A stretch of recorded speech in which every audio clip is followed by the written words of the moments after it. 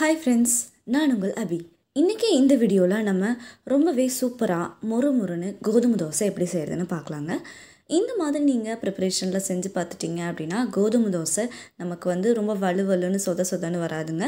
ரொம்பவே சூப்பராக மொறுன்னு கிடச்சிக்கிறோம். கோதுமை தோசை பிடிக்காதுன்னு சொல்கிறவங்க கூட இந்த மாதிரி செஞ்சு கொடுத்தீங்க அப்படின்னா ரொம்பவே விரும்பி சாப்பிடுவாங்க. இப்போ தோசை செய்கிறதுக்காக நான் ஒரு பாத்திரம் எடுத்து அதில் ஒரு 1.5 டம்ளர் அளவுக்கு உளுந்து ஊற வச்சுருக்கேங்க. அது ஒரு 1.5 மணி நேரத்துக்கு முன்னாடியே ஊற வச்சிட்டேன். அடுத்ததாக ஒரு பாத்திரத்தில் கோதுமை மாவை எடுத்து தேவையான அளவு கோதுமை மாவை எடுத்திருக்கேன். அதில் கொஞ்சம் கொஞ்சமாக தண்ணி ஊற்றி கையிலேயே நல்லா கரைச்சி விட்டுட்டுருக்கேங்க. கோதுமை மாவை கரண்டியில் வச்சு கலக்கிறத விட இந்த மாதிரி கையில் கரைக்கும் போது நம்ம நல்லா கட்டி கட்டியாக இல்லாமல் நல்லா நைஸாக கரைஞ்சிருங்க. கொஞ்சமாக உப்பும் சேர்த்துட்டு இது நல்லா இந்த மாதிரி கரைச்சி எடுத்து வச்சுக்கோங்க. தோசை மாவு பதத்துக்கு இது கொஞ்சம் கெட்டியாகவே இருக்கட்டும், ரொம்ப தண்ணி சேர்த்துட வேண்டாம். அடுத்ததாக இந்த சைட் பார்த்துட்டோம்னா உளுந்தும் நல்லாவே ஊறி இருக்குங்க. இன்றைக்கி நான் வெள்ளை உளுந்து தான் எடுத்திருக்கேன்.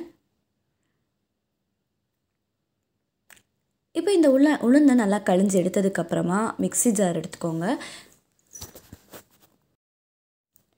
மிக்ஸி ஜாரில் உளுந்தை போட்டுட்டு இப்போ நல்லா நம்ம அரைச்சி எடுத்துக்கலாங்க. அரைச்சி எடுத்துகிட்டு நம்ம கரைச்சி வச்சுருக்கிற மாவில் கொஞ்சம் கொஞ்சமாக ஊற்றிக்கோங்க.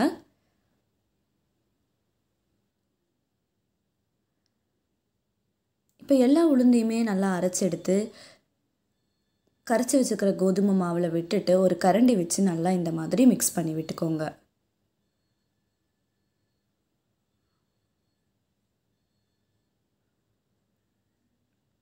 இப்போ இந்த உளுந்தும் கோதுமை மாவும் நல்லாவே மிக்ஸ் ஆகிட்டுருக்குது. மாவு ரெடியாக இருக்குது. இந்த சைட் தோசைக்கல்லும் ரெடியாக இருக்குது. இப்போ ஒரு கரண்டி மாவு எடுத்து நல்லா தோசை ஊற்ற ஆரம்பிச்சிடலாங்க. வீட்டில் கோதுமை மாவு அப்படிங்கிறது எப்பயுமே இருக்குங்க. நம்ம வீட்டில் இட்லி மாவெல்லாம் இருக்காது. அடிக்கடி நம்ம இட்லி மாவு இல்லாத சமயத்தில் கடைக்கு போய் வாங்குவோம். அந்த மாதிரியெல்லாம் இனி பண்ண வேண்டாங்க.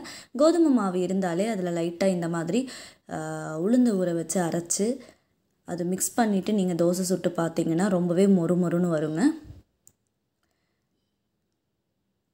இப்போ அதை அப்படியே பிளேட்டுக்கு எடுத்து மாற்றிடலாம். இந்த சைட் பார்த்தீங்கன்னா தெரியும், ரொம்பவே மொறுன்னு நல்லா வந்திருக்கு. கண்டிப்பாக நீங்களும் இந்த மாதிரியே கோதுமை தோசை செய்யும்போது இனிமேல் ட்ரை பண்ணி பாருங்கள். ட்ரை பண்ணி இந்த மாதிரி ஒரு முறை பார்த்துட்டிங்க அப்படின்னா இனி எப்போவுமே கோதுமை தோசை செஞ்சிங்கன்னா இந்த மாதிரி செய்ய தோணும். இது கூட நம்ம இன்றைக்கி புளிச்சட்னி, அதுக்கப்புறம் காலையில் செஞ்ச சாம்பார், இந்த ரெண்டுமே இருந்துச்சு. அது கூட வச்சு தான் டேஸ்ட் பண்ண போகிறோம். இன்னும் ஒரு புதுமையான ரெசிபியோட அடுத்த வீடியோவில் நான் உங்களை சந்திக்கிறேன். அதுவரை என்றும் இணைந்திருங்கள். நான் உங்கள் அபி.